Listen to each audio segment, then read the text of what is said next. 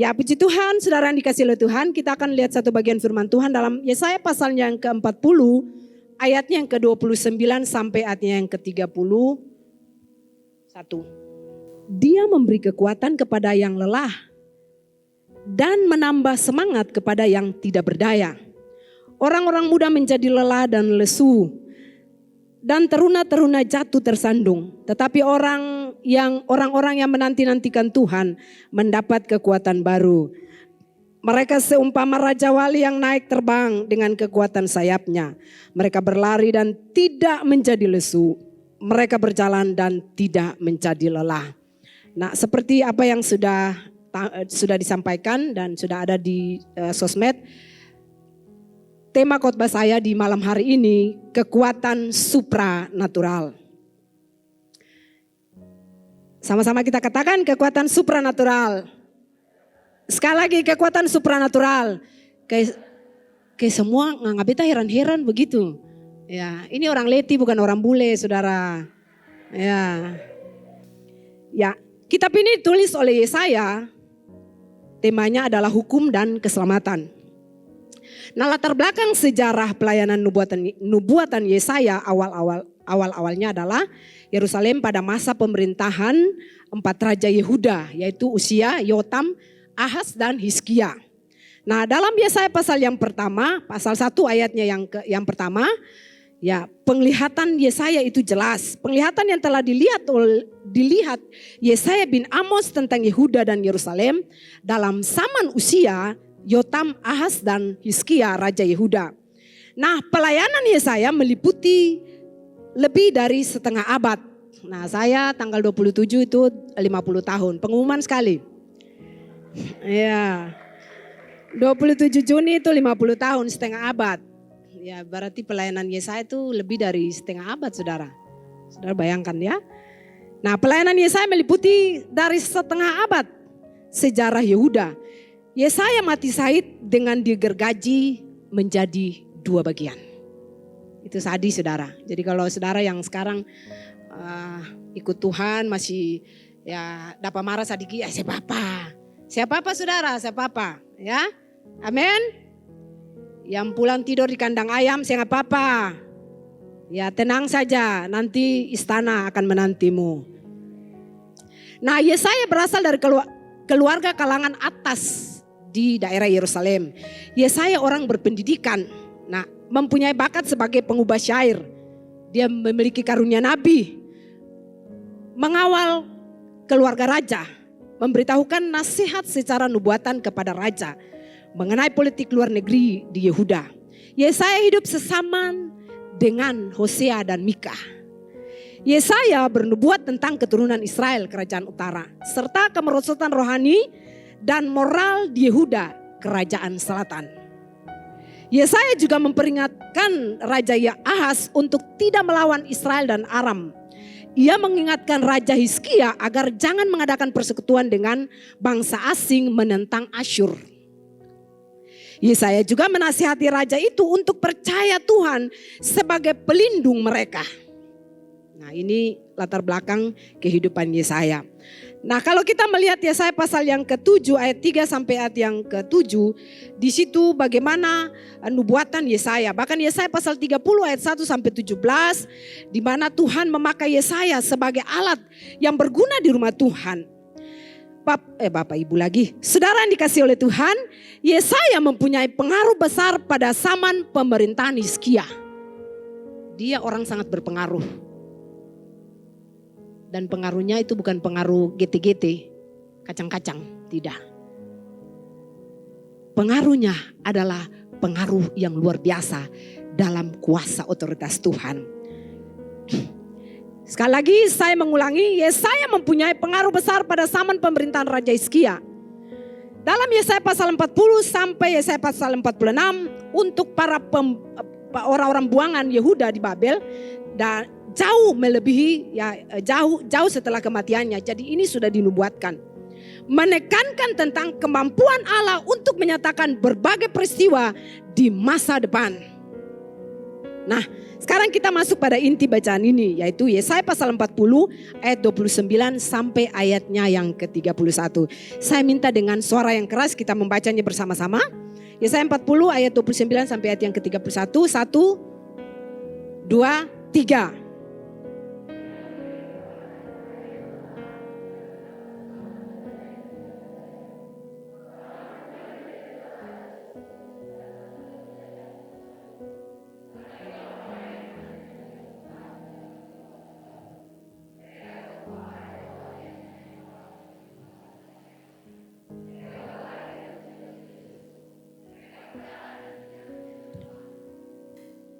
Nah, kita akan melihat dalam Kamus Besar Bahasa Indonesia, kita akan melihat di situ karena temanya kekuatan supranatural, kita akan lihat dulu arti kekuatan.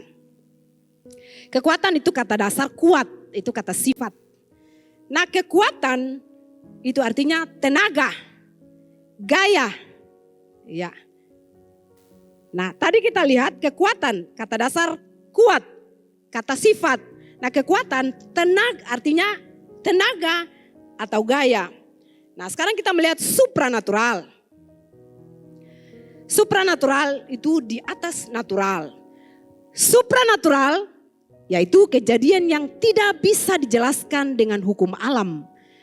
Berada di atas alam. Supranatural tidak tunduk pada hukum alam.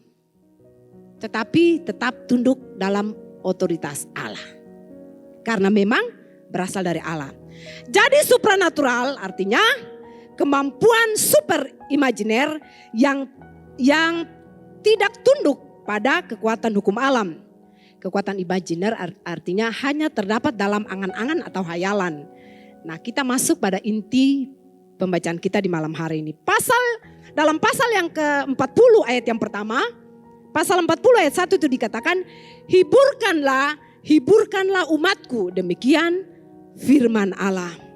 Dibuka dengan kalimat hiburkanlah, berarti mereka bangsa Israel ini sementara berada dalam keadaan terpuruk. Nah, hidup di pembuangan itu sakit, saudara. Itu menderita karena tidak enak, itu tempat orang, itu daerahnya orang. Ya, orang Leti pertama datang di Ambon pasti menderita. Karena mesti makan jagung, kasbi, jagung campur kacang merah, kacang hijau sama kacang-kacang. Masuklah sama daun-daun, masuk daun kelor, daun kasbi, daun papaya sama masuk. Ya, itu tidak enak. Dan hidup di Ambon yang memang dalam aturan itu tidak enak. Nah, ini kehidupan bangsa Israel di masa pembuangan. Tapi Bapak Ibu Saudara yang dikasih oleh Tuhan, Allah menjanjikan penghiburan dan pengurapan bagi mereka. Dalam ayat 29 itu sampai ayat yang ke-31 kita temukan kekuatan. Kalimat kekuatan itu diulangi 3 kali. Nah, seperti sudah kita pelajari dan saudara-saudara pelajari tempat ini, sesuatu yang diulangi 3 kali itu penting. Betul, saudara? Jadi saudara yang kekasih dalam Tuhan, kita temukan kekuatan 3 kali diulangi. Sesuatu yang diulangi sampai 2 kali, 3 kali itu penting. Nah, dalam pembacaan ini saya akan mengupas tentang kekuatan supranatural. Kekuatan supranatural itu berasal dari Allah sendiri. Ya, supra di atas. Kekuatan yang dari atas, kekuatan dari Allah sendiri yang diberikan kepada orang-orang supranatural. Orang-orang yang merindukan hal-hal supranatural. Kekuatan supranatural sekali lagi saya katakan bahwa itu berasal dari Allah sendiri. Dan diberikan kepada orang-orang yang lelah. Letih, lesu, lemah, ada letih lah ya. Ya, letih, lesu, lemah, tidak berdaya, lunglai. Yesaya pasal 40 ayat 29 di situ dikatakan, Dia memberikan kekuatan kepada yang lelah dan menambah semangat kepada yang tidak berdaya. Orang-orang muda menjadi lelah dan lesu dan teruna-teruna menjadi tersandung. Nah, bukan orang-orang kuat. Kalau dikatakan orang-orang kuat ini kalau diungkapkan bukan kuat secara fisik ya. Kalau kita lemah, kita letih lesu lemah, ya tubuh kita lemah, ya fisik kita lemah, kita minum vitamin, extra jos, nah, jos ekstra, apalagi susu beruang untuk menambah tenaga laki-laki. Nah saudara dikasih oleh Tuhan, kalau orang-orang di pedalaman Papua dan di Leti tambah tenaga itu dengan 1 sloki.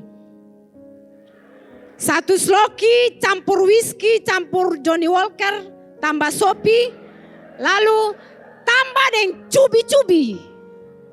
Bukan cabi-cabi, bukan cabi-cabi, bukan cubi-cubi. Saudara tahu cubi-cubi gak sih?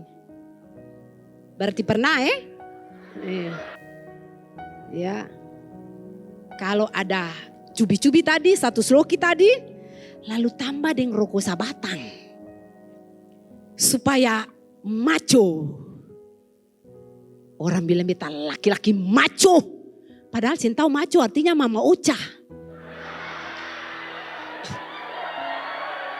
Nah, kas panas mulu, kas panas poro, lalu kaget lagi kaki koroi. Saudara tahu kaki koroi kesing? Amin.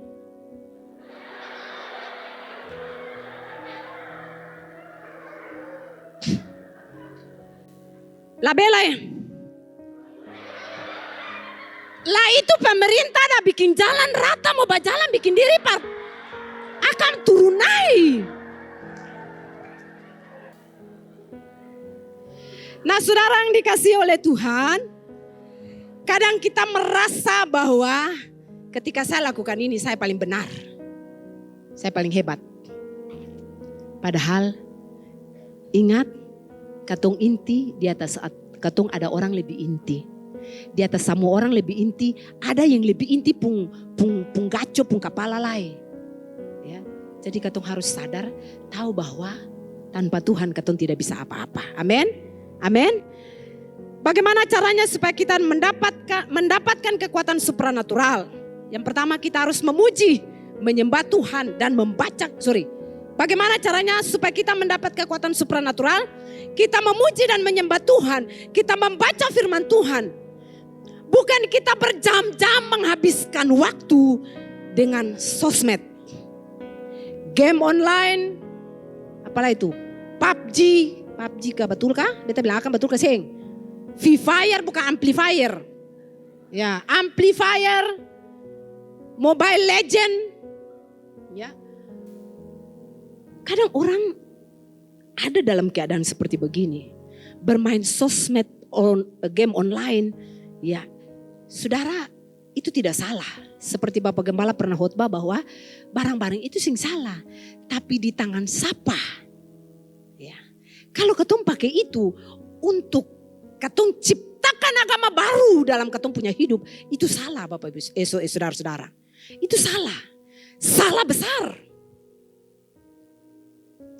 Jangan bangkitkan agama baru dalam hidupmu. Iya. Kalau dari pagi pas buka mata, biji mata mulai tak buka, lihat akan HP. Ya, sampai saya bisa berdoa lagi. Saya berdoa, saya baca firman Tuhan, lalu hidup mulai sabarang. Nah kalau buka mata lalu dengan HP, saudara tahu lama-lama, saudara punya mata itu rabun jauh, rabun dekat loko. Ya, rabun jauh, rabun dekat, akhirnya buta tereng, tidak bisa melihat apa-apa. Dari minus sampai plus, A sampai Z, minus plus. Nah, saraf-saraf, urat-urat saraf semua koslet. Nah itu bahayanya di situ. Lakukan perintah Tuhan, mengampuni ya, supaya kita bisa mendapatkan kuasa supranatural, kekuatan supranatural. Selain memuji menyembah Tuhan, membaca firman Tuhan, ya, lakukan perintah Tuhan. Kalau Tuhan mengatakan kepada kita mengampuni, ya kita mengampuni. 70 kali 490 kali kita harus bisa mengampuni. Melayani dengan hati tulus, penuh cinta, penuh tanggung jawab. apa saja yang dipercayakan kepada kita, kita lakukan dengan hati tulus, penuh cinta dan rasa tanggung jawab. Karena akan ada masa di mana orang tidak bisa melakukannya. Saudara catat baik-baik. Dulu saya memimpin anak muda. Sekarang masanya Pastor Ewin naik. Saya tidak bisa memimpin anak muda. Puji Tuhan, terima kasih Pastor Ewin, saya diberi kesempatan untuk berkhotbah di tempat ini. Masa itu berakhir. Jadi kalau ada masa di mana saudara melayanilah, menyanyi sungguh-sungguh. Air mulu, air ingos, keringat lapas saja untuk Tuhan. Ya, jangan anak beta menyanyi tapi kayak perempuan sana dia ada lihat beta, dia ada benci beta begitu kan. Lalu pas menyanyi di sini, ayo beta laki-laki spool tuh, jadi beta menyanyi, haleluya. Ini bukan spool, mobilas.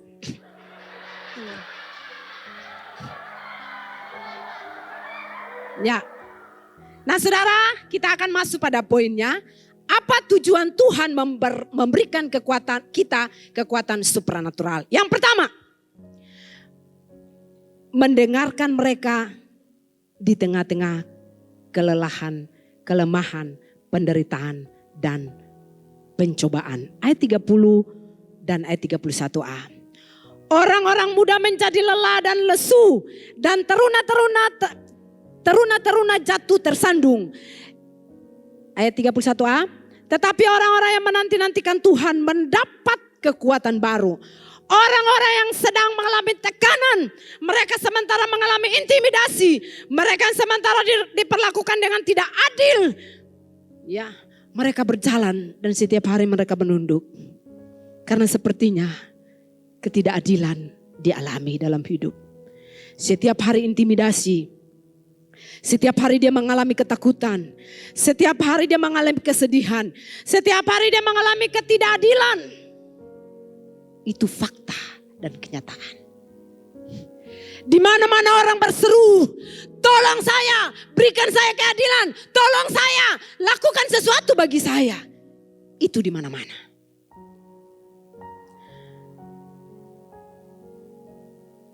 Kalau saudara ada dalam keadaan ini, perintahkan jiwamu untuk bangkit. Jangan tunggu orang datang mendoakanmu.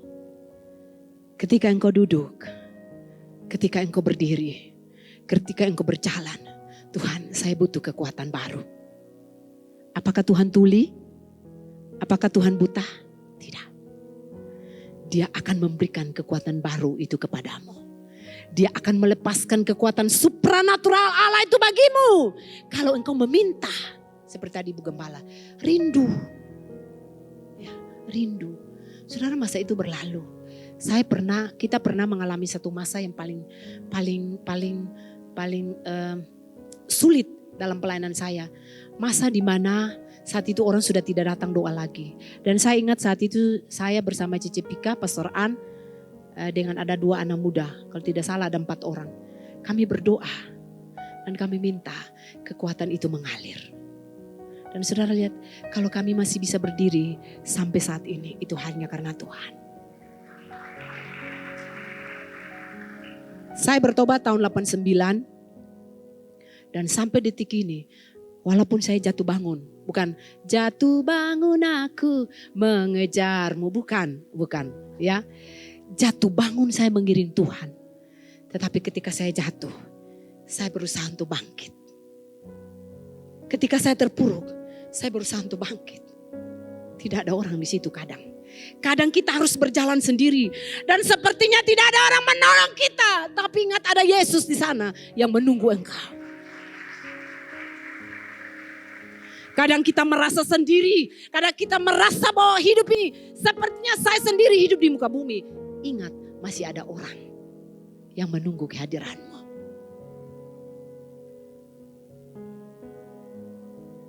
Karena Yesus sumber kekuatan, Ia akan menyegarkan. Kalau saudara lihat gambar ini, bagaimana orang yang sudah bebas, dia berusaha. Jadi saudara, itu dimulai dari diri kita. Jangan tunggu orang datang berdoa bagimu, jangan. Perintahkan jiwamu untuk bangkit. Saudara, akan ada masa orang sibuk dengan kesibukannya masing-masing. Ada masa hamba Tuhan itu dia mungkin capek, dia lelah, dia tertidur. Dan ketika engkau telepon, kring. Pastor Eli, Pastor Ewin, Pastor Anis yang ada otak, yang mengerti beta, yang pahami beta. Ada masa di mana hamba Tuhan itu capek, dia lelah. Lalu kapan dia datang menolong kita? Jangan tunggu dia datang menolongmu. Perintahkan dirimu dan bangkit. Karena ada Yesus di situ bagimu. Nah, saudara yang kekasih dalam Tuhan, Tuhan memberikan kekuatan baru. Ya, Tuhan memberikan kekuatan bagi orang-orang yang memang kehidupan rohaninya sehat. Ya, kalau kehidupan rohani sehat, kalau dalam segi ilmu spiritual, dalam roh yang sehat terdapat jiwa, tubuh. Dalam roh yang sehat, roh dan jiwa yang sehat terdapat tubuh yang sehat. Itu kalau dalam ilmu supranatural, ilmu spiritual. Tetapi kalau dalam dunia medis, saya pinjam ilmu kesehatan, mens sana in corpore sano. Dalam tubuh yang sehat terdapat jiwa yang sehat. Tapi terbalik, kalau dalam dunia spiritual, dalam jiwa dan roh yang sehat terdapat tubuh yang sehat. Mengapa saya katakan demikian? Karena firman Allah berkata hati yang gembira itu obat yang manjur. Tetapi hati yang jalus, tahu jalus kesing? Jalus itu gula-gula jalus. Hati yang jalus, hati yang simpan amarah, hati yang simpan kepahitan, hati yang jahat. Itu lama-lama dia punya kehidupan juga jadi jahat. Tapi kalau hati yang gembira, maka itu obat yang manjur bagi dia. Dia menjalani hari-hari hidupnya walaupun kenyataan bahwa dia mengalami ketidakadilan. Tetapi dia tetap bersuka cita dengan Tuhan. Yang kedua, apa tujuan Tuhan memberikan kita kekuatan supranatural? Yang kedua, untuk memampukan mereka mengatasi persoalan-persoalan mereka. Bapak saudara yang kekasih, bagaikan Raja Wali yang terbang naik ke langit, demikian orang benar yang mendapatkan kekuatan supranatural. Raja Wali kekuatan terbangnya 300 meter kalau tidak salah. Berbeda dengan binatang-binatang unggas lainnya. Burung gereja, angsa, ya, apalagi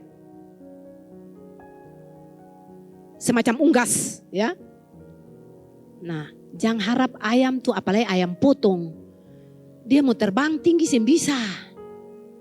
Pas terbang tinggi gancul kok kocek masuk dapur.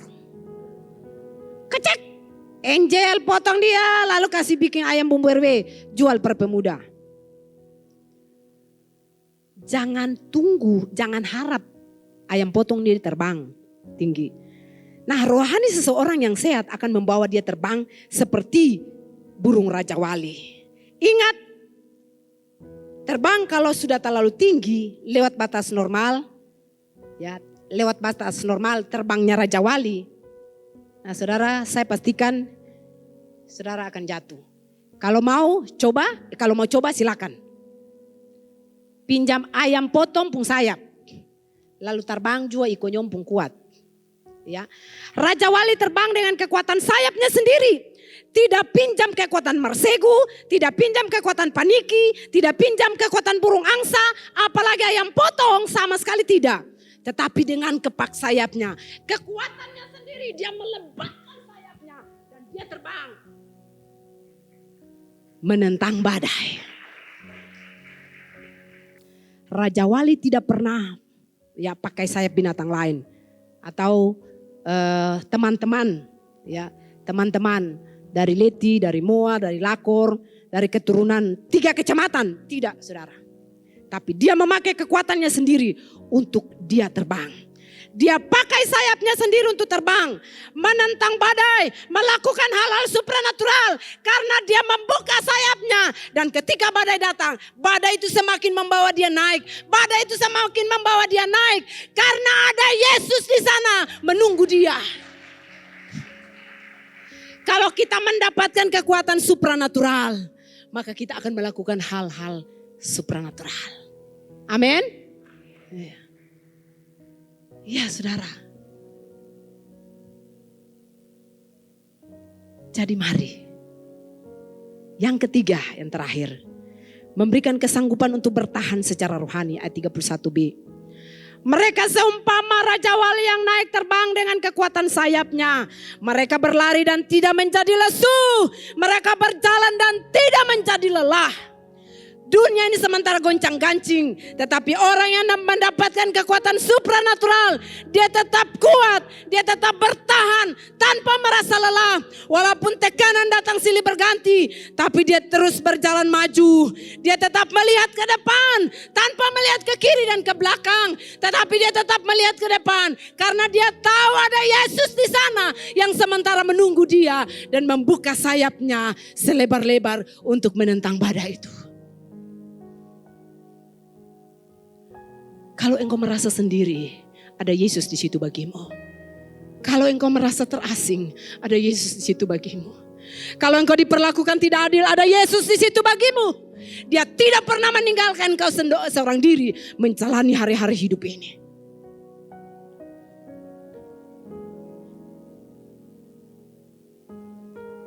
Mari kita terus maju.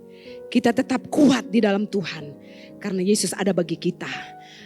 Dia ada dalam setiap musim hidup kita. Musim tawa, musim tangis, masa sendiri, masa terasing, masa tertolak, masa luka. Dia ada di situ. Tanpa kita sadari, dia sementara berjalan. Dan dia berkata kepada kita, jangan takut. Aku ada bagimu. Jangan engkau merasa sendiri karena aku ada bagimu. Aku ada bagimu.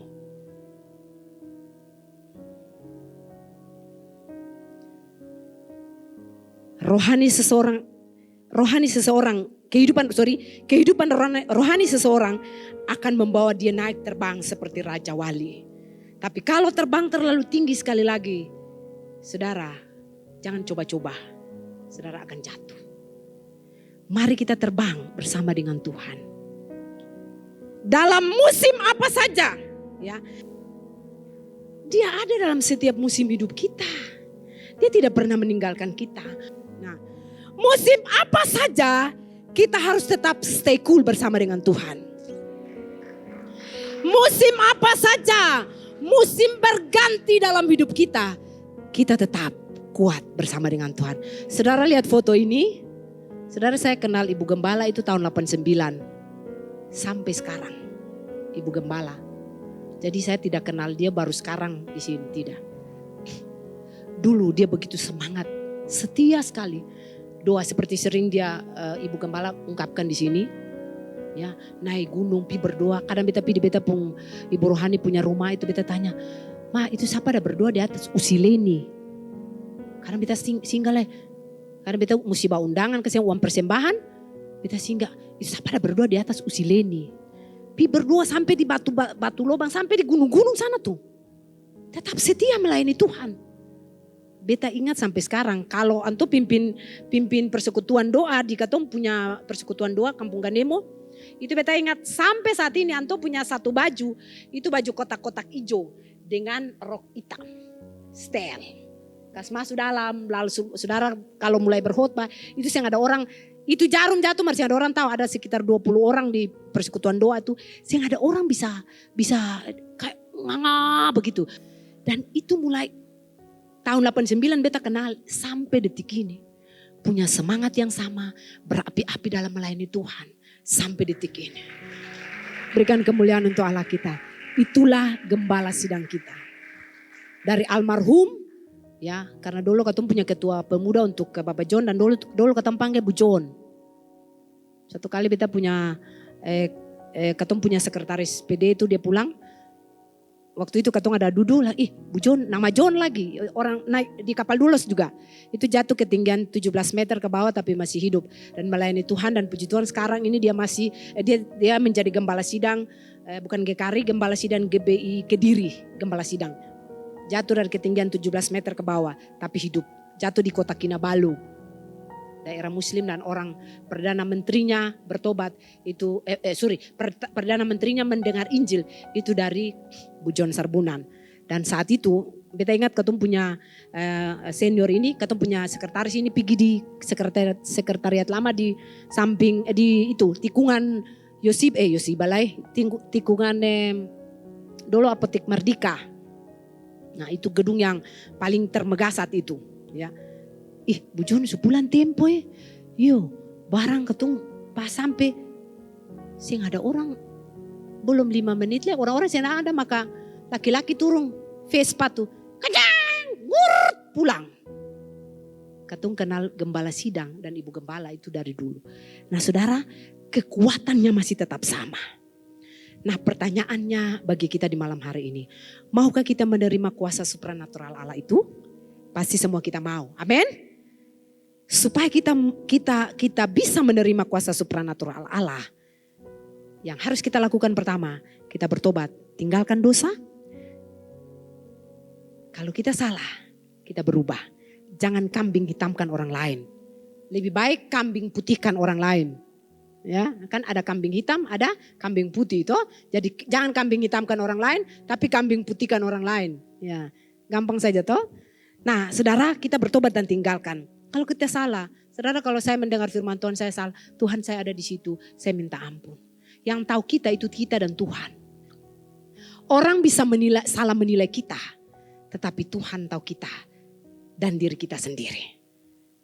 Kedua, kita berpikir positif. Persoalan-persoalan apapun yang sementara kita hadapi, kita ingat bahwa ada jalan keluar. Nah, ada di mana masa ujian. Nah, ujian iman kita lakukan, kita alami dalam hidup kita. Nah, ujian iman itu membawa otot iman kita semakin naik. Ya, seperti ini, ada rai nih. Otot iman kita semakin naik. Kalau ada ujian dalam hidup kita, kita tenang saja. Tenang saja. Saudara, mata Tuhan melihat kita. Kalau ada ujian, ada persoalan, tenang. Jangan bacicu. Ya.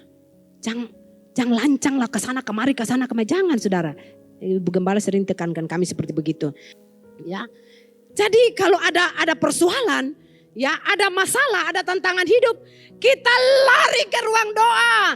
Di ruang doa ada penyelesaian masalah dan persoalan hidupmu. Di ruang doa engkau berjumpa dengan Tuhan. Di ruang doa engkau lepas. Menangis sekencang-kencangnya. Menangis sekeras-kerasnya. Siapapun yang menyakiti engkau. Siapapun melakukan ketidakadilan bagimu. Selesaikan itu di ruang doa. Masalah persoalan membawa engkau menikmati hal-hal supranatural dalam hidupmu. Kalau engkau mau menerima kekuatan supranatural. Nah, bagi saudara yang sudah mendapatkan kekuatan supranatural, tetapi sepertinya saya redup. Sepertinya setiap hari saya berjalan dengan intimidasi. Bagaimana dengan nasib saya? Bagaimana dengan hidup saya? Bagaimana dengan persoalan saya? Sepertinya orang tua saya tidak sayang kepada saya lagi. Setiap hari intimidasi, ketakutan, bahkan persoalan-persoalan hidup kita menekan kita dan berkata kepada kita, selesai. habis. Itu kerja setan. Dia selalu pakai trik lama. habis. Sehingga ada orang bisa tolong Ose punya persoalan, sehingga ada orang bisa tolong. Tetapi malam hari ini Tuhan Yesus berkata, setiap masalah persoalan ada jalan keluar. Engkau tidak sendiri. Tidak. Ada Yesus bagimu. Engkau yang sementara hidup di dalam dosa. Dan engkau berkata, siapa yang mau datang tolong beta keluar dari beta punya dosa dan keterpurukan. Ya. Engkau ingin bebas. Dan dari lubuk hatimu yang paling dalam. Dan ada satu ruang dekat kandunganmu. Sementara berteriak dan berkata, tolong beta. Lepas beta. Beta sangsara. Beta seng sanggup. Malam hari ini, dia Yesus siap menolong engkau. Dunia sementara terpuruk. Setiap hari orang berteriak, menyeberanglah dan tolonglah kami. Kalau engkau yang hidup dalam dosa, hari ini engkau bertobat, engkau menerima kuasa supranatural, kekuatan supranatural, engkau akan mendengar jeritan hati, jeritan setiap orang. Mari anak-anak GKARI menyeberang. Saudara, dalam malam roh, saudara seperti Rasul Paulus bilang tuh, mereka berteriak menyeberanglah. Waktu dia mau ke Makedonia tuh, menyeberanglah, tolong kami, tolong katong sengsara, katong menderita, katong terpuruk, dosa membunuh, dosa menghakimi katong sengsara. Mari anak-anak GKARI hari depan, tolong katong. Tapi kadang kita menutup diri. Lu, gue. Oh, saya persoalan. Maaf, beta tidak bisa membagi itu. Kadang kita menyimpan rapat kebenaran yang ada dalam diri kita. Kita hidup egois. Salah satu dosa dalam pelayanan pribadi, egois, kepentingan diri sendiri. Dia tidak mau peduli dengan kepentingan orang lain. Dia tidak mau peduli dengan apa yang sementara orang alami. Tidak. Tapi malam hari ini, dia yang ada di luar sana, entah teman-teman baikmu, engkau yang mungkin begitu setia dengan Tuhan, tapi akhirnya teman-temanmu meninggalkan engkau. Dulu mungkin nobar, nonton bareng sama-sama, ya, balap sama-sama, semua lakukan sama-sama.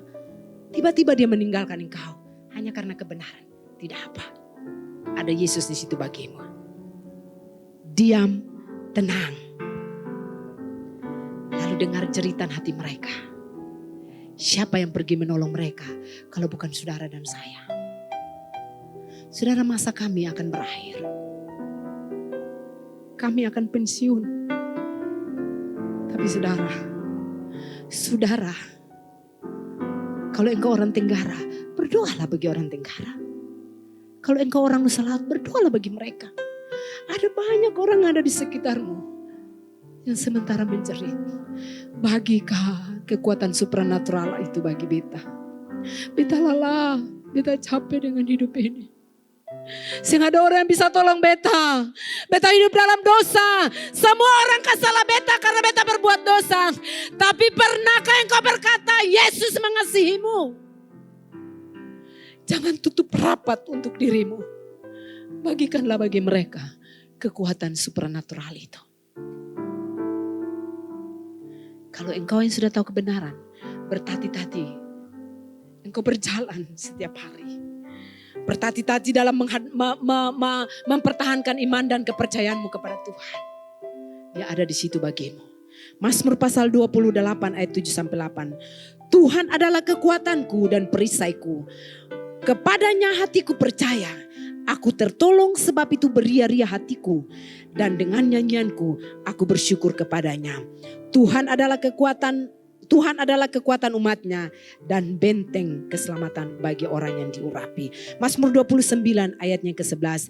Tuhan kiranya memberikan kekuatan kepada umatnya. Tuhan kiranya memberkati umatnya dengan sejahtera.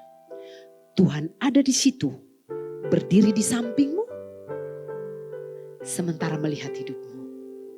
Menolong engkau keluar dari dosa dan keterpurukan. Dan memberikan kekuatan baru kepadamu yang membutuhkan pertolongan. Mari kita tunduk kepala.